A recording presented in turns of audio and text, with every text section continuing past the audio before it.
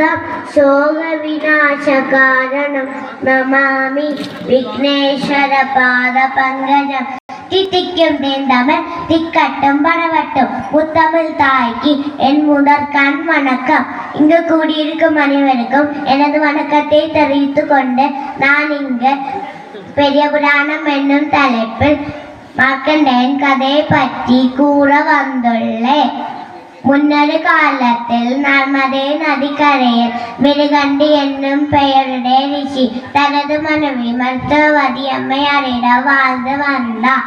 அவருக்கு மக்கள் பெயர் இல்லாத இருந்தது. மகள் பெயரடைய வேண்டி மிருகண்டி ரிஷி சிவபெருமானை நினைத்து தவம் புரிந்தார்.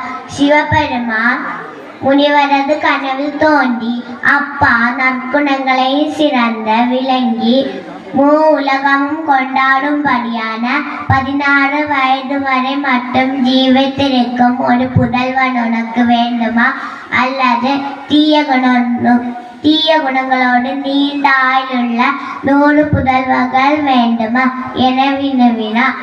கருணை கடலை, அற்ப ஆளுள்ளவர் நானாலும் நான் மகன் ஒருவனே போதும் என்று மிருகண்டு உரைத்தார். சிவபெருமான் அவ்வாறை தந்தோ திருவருள் புரிந்து மறைந்தார். உரிய காலத்தில் அந்த தம்பதிகளுக்கு ஓர் ஆண் மகன் பிறந்தது. குழந்தைக்கு மார்க்கண்டேயன் என பெயரிட்டு நன்முறையில் வளர்த்தினார். மார்க்கண்டேயன் இளம் பருவத்திலே சகல சாஸ்திரங்களும் கற்று சிறந்த அறிவுடனாகவும் விளங்கினார்.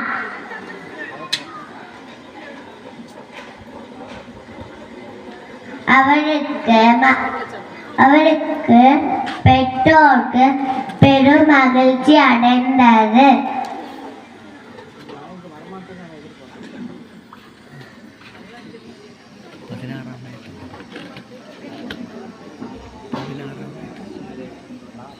பதினைந்து ஆண்டுகள் சென்று விட்டது. ஆயுள் முடிவு காலம் நெருங்கிவிட்டது.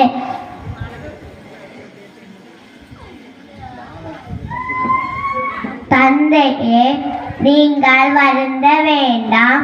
உங்களுக்கு என்னை ஈசனிடம் பெற்றுக்கொள்ள வேண்டும் என விடை பெற்றார். பின்பு சிவசலங்கள் தோறும் சென்று வழிபட்டார். முடிவில் திருக்கடையூர் சென்று அங்குள்ள சிவலிங்கத்தை அல்லும் பகலும் பூஜை செய்து வந்தார். 16ஆம் முடிவில் யமன் தனது எருமை வாகனத்தோடு மீது ஏறி மார்க்கண்டேயன் முன் தோன்றினார். மார்க்கண்டேயன் சிவலிங்கத்தை கட்டி பிடித்து கொண்டிருந்தார். யமன் தனது பாசாங்கயிற்றை வீசினார். பாசாங்கயிற்று சிவலிங்கத்தை சேர்த்து இழுத்தது.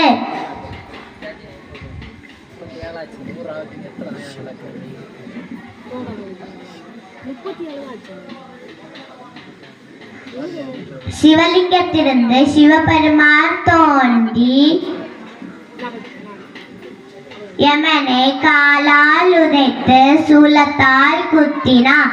பின்பு மார்க்கண்டேயன் தம் பெற்றோர்களிடம் சென்று நடந்தவற்றையெல்லாம் கூறினார். பெற்றோர் மார்க்கண்டேயனை திருமணம் புரிந்து மறைந்தார். உரிய காலம் புராணம் உணர்த்துவது என்னவென்றால், பெற்றோருக்கு மன வருத்தம் ஏற்படாத வண்ணம் பிள்ளைகள் நடந்து கொள்ள வேண்டும். இறை சிந்தனை உடையவருக்கு காலனை கண்டு அஞ்ச தேவையில்லை என புராணம் உணர்த்துகிறது என கூறி முடிக்கிறேன். நன்றி, வணக்கம். பாரத் மாதா கி ஜெய். BA தர்ஷிகா.